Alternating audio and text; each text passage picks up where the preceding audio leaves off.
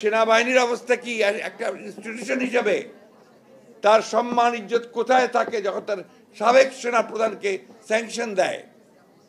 সেই পুলিশ বাহিনীর মর্যাদা কোথায় থাকে যার সাবেক প্রধানকে এবং ডিবিজিকে পালিয়ে যেতে হয় দেশ থেকে? কোথায় থাকে? কার সম্মান কোথায় থাকে? আজকে এরা দেশটাকে ধ্বংস করে ফেলেছে। একটা কথা আমাদের মনে রাখতে হবে, এখন ওই সিপিডি আছে, আপনার আমাদের একটা অর্গানাইজেশন, যারা একটা সমীক্ষা করেছেন।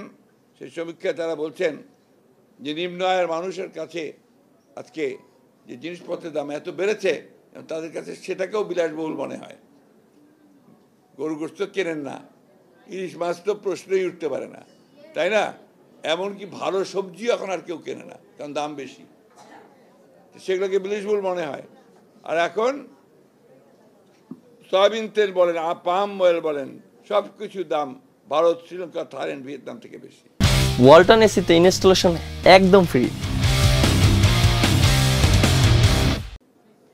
আমরা এমনিতেই সাধারণ মানুষ, সেখানে আমাদেরকে এই অবস্থায় এনে ফেলেছে।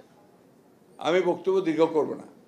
আমরা একটা খুব কঠিন সময় পার করছি, আর এই সময়টা তৈরি করেছে এই সরকার, এই আওয়ামী লীগের সরকার, যারা গত 3 টার্ম 15 বছর ধরে সম্পূর্ণ বেআইনিভাবে জোর করে রাষ্ট্রকে ব্যবহার করে এই পুলিশ, এই বিডিআর, আপনার প্রশাসন, অন্যান্য সব রাষ্ট্রযন্ত্রকে ব্যবহার করে তারা আজকে জোর করে ক্ষমতায় টিকে আছে। ভোট দেয় না কেন? ভোট দেয় না একটা মাত্র কারণ, যে ভোট দিলে ওরা 10টার বেশি আসনই পাবে না।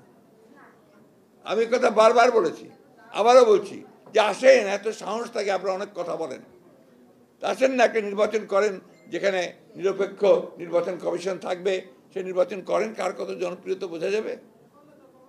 কালকে আবার বলছে যে আপনার ওই যে আপনার ভালো জিনিসটা কি আমরা দেখতে পারি না, এত উন্নতি হয় আমরা নাকি চোখে দেখতে পাই না, আমরা কি সবসময় খারাপ জিনিসই দেখি। আরে ভালো জিনিসটা হচ্ছে কাদের জন্য? তোমাদের জন্য ভালো জিনিস। এই যে বানিয়েছ বিশাল বিশাল তোমার মেগা প্রজেক্ট করে, এটাতে তোমাদের জন্য। তোমরা এখান থেকে প্রচুর চুরি করেছো, দুর্নীতি করেছো, আর এই ঢাকা শহরের লোকজনদের জন্য কিছু করার চেষ্টা, কিন্তু লাভ তো হয় নাই। আজকে আমি আপনার ওই এলিভেটেড এক্সপ্রেসওয়েতে আসলাম, উঠে তারপর যেই নামলাম আর নড়তে পারি না, যেখানে ওখানে আটকে থাকলাম। তার লাভটা কি হলো? আমি তো আপনার যে সময়ের মধ্যে ধরেন 15 মিনিটের মধ্যে চলে আসার কথা, সেখানে আমার 1 ঘন্টা বেশি লেগে গেল। তার লাভ কোথায় হলো? আজকে প্রত্যেকটি ক্ষেত্রে আপনি ঢাকা শহরে দেখাচ্ছেন, আর তারপরে বাইরে যাবেন, আপনি বেশি দূর না, আপনি মুন্সিগঞ্জে যান, রাস্তাগুলো দিয়ে চলা যায় না, রাস্তা দিয়ে আপনি হাঁটতে পারবেন না। আপনি ময়মনসিংহে যান, হাঁটতে পারবেন না। নারায়ণগঞ্জে যান, চলতে পারবেন না, কারণ ওখানে কোনো উন্নয়ন নাই। উন্নয়ন সব এই তথাকথিত আপনার এই স্ট্রাকচার মেগা প্রজেক্ট করে মেগা দুর্নীতি করছে। আমি একটা কথা বলেই শেষ করব, আমাদের এখন সময় এসেছে কিন্তু আমাদের নিজেদেরকে সংগঠিত করেন।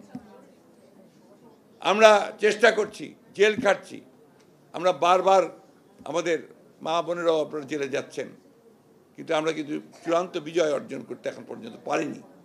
এই চূড়ান্ত বিজয় অর্জনের জন্য আমাদের সংগঠনকে আরও দৃঢ় করতে হবে। নিজেদের মধ্যে ছোটোখাটো ভুল ত্রুটি, যেগুলো ভুল বোঝাবুঝি আছে, সব দূর করে ফেলেন।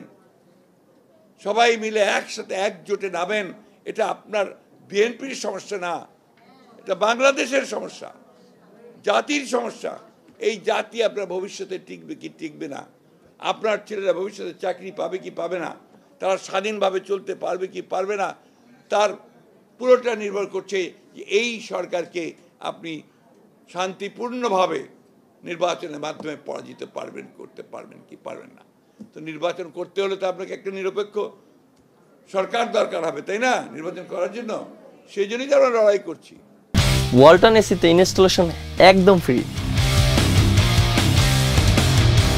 আমরা বারবার কথা বলছি যে আমরা একটা নিরপেক্ষ সরকারের অধীনে নির্বাচন চাই, সেইভাবেই আমরা নির্বাচন কমিশন চাই, সেইখানেই তাদের আপত্তি। তাই আসুন, আজকে আমাদের এই মহান নেতা, যিনি আমাদের স্বাধীনতা এনে দিয়েছিলেন, যিনি আমাদের নতুন করে বেঁচে থাকবার স্বপ্ন দেখিয়েছিলেন, যিনি আমাদের ভবিষ্যতে এগিয়ে যাওয়ার পথকে স্থাপন করেছিলেন, সেই মহান নেতা শহীদ প্রেসিডেন্ট জিয়া রহমানের শাহাদাতবার্ষিকী আমরা এই প্রতিজ্ঞাই করি, এই শপথই নেই যে আমরা আমাদের সংগঠনকে শক্তিশালী গড়ে তুলব, আমরা আন্দোলন করব, সংগ্রাম করব, সংগ্রামের মধ্য দিয়ে আমরা নতুন করে বাংলাদেশে একটা প্রাতিষ্ঠানিক গণতন্ত্র প্রতিষ্ঠা করব, দেশে মানুষের স্বাধীনতা নিয়ে আসবো, দেশনেত্রী বেগম খালেদা জিয়াকে মুক্ত করব এবং আমাদের নেত্রী তারেক রহমানকে দেশে ফিরিয়ে আনবো।